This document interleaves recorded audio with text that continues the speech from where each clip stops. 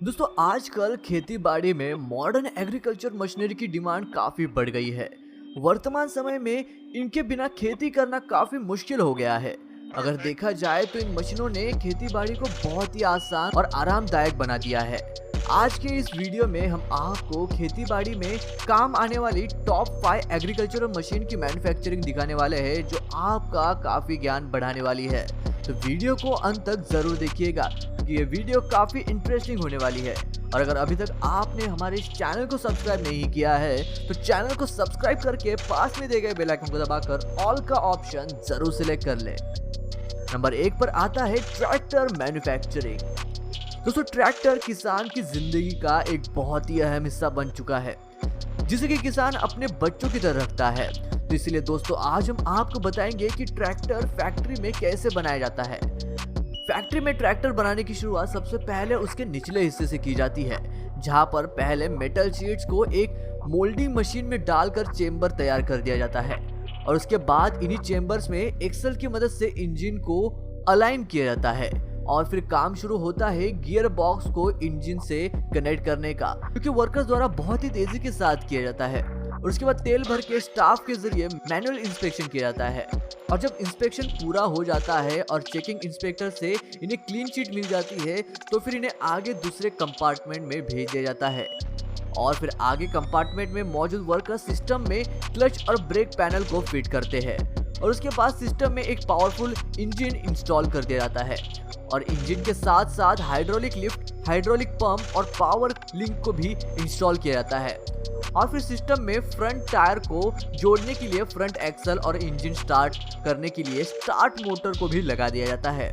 और इस तरह से ट्रैक्टर का मेन रेगुलेशन सिस्टम बनकर तैयार हो जाता है। सिस्टम तैयार होने के बाद वर्कर्स इनकी अच्छी तरह से जांच करते हैं और हर एक पॉइंट नोट करते हैं ताकि आगे चलकर कोई दिक्कत ना आ सके और टेस्टिंग होने के बाद सिस्टम की फिजिकल अपीयरेंस पर काम किया जाता है, जहां सिस्टम को एक प्रीमियम क्वालिटी के पेंट से पेंट किया जाता है और जब पेंटिंग हो जाती है तो इन्हें थोड़ी देर सूखने के लिए रख दिया जाता है और जब पेंट सूख जाता है तो फिर लुब्रिकेशन का काम किया जाता है। इसमें सभी पार्ट्स पर ग्रीस लगाई जाती है और उसके बाद ऑयल टैंक को फ्रंट पैनल पर इंस्टॉल कर दिया जाता है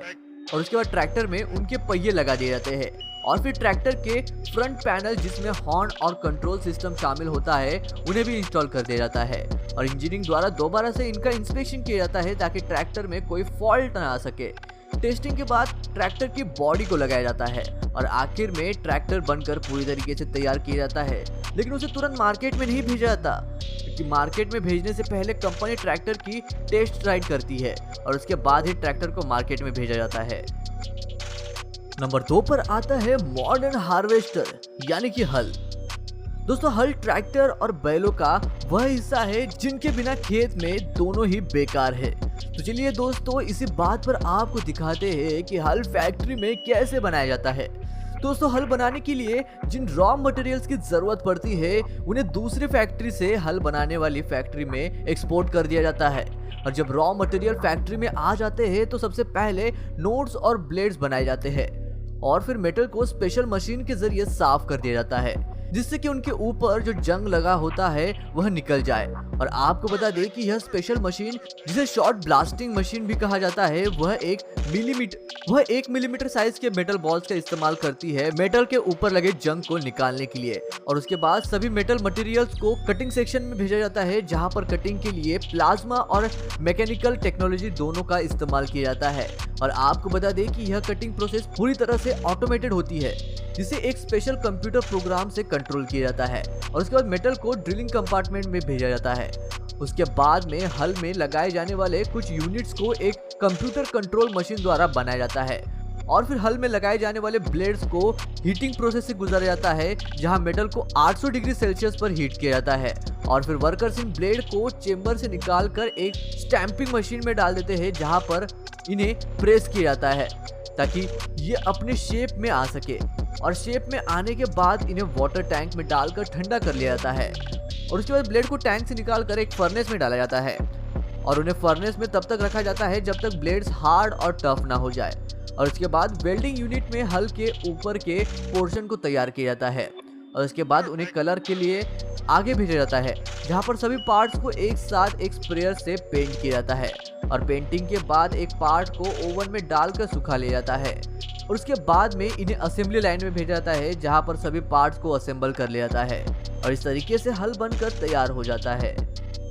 अब अगले नंबर पर आता है ड्रिप इरिगेशन पाइप। दोस्तों, इरिगेशन पाइप को बनाने के लिए सबसे पहले पीवीसी पाउडर को एक तरह के खास पाउडर के साथ मशीन में घुमाकर अच्छी तरह से मिक्स कर लिया जाता है और इसके बाद पाइप को मनचाहा कलर देने के लिए अलग अलग तरह के कलर पिगमेंट डाले जाते हैं और फिर पिगमेंट को मशीन में अच्छी तरीके से मिक्स कर लिया जाता है और जब पिगमेंट मिक्स हो जाते हैं तो फिर उन्हें अच्छे से सुखाया जाता है और दूसरी मशीन में डालकर इन मिक्सचर को हीट किया जाता है, जो कि हीट की वजह से लिक्विड का शेप लेने लगता है और फिर यह मशीन इसे राउंड शेप देना शुरू कर देता है और जैसे जैसे पाइप बाहर निकलने लगता है वैसे वैसे पाइप को ठंडा करने के लिए इस पाइप को एक पानी से भरे टैंकर से गुजारा जाता है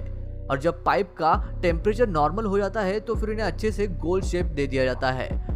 और उसके बाद पाइप को पैक करके मार्केट में बेचने के लिए भेजा जाता है।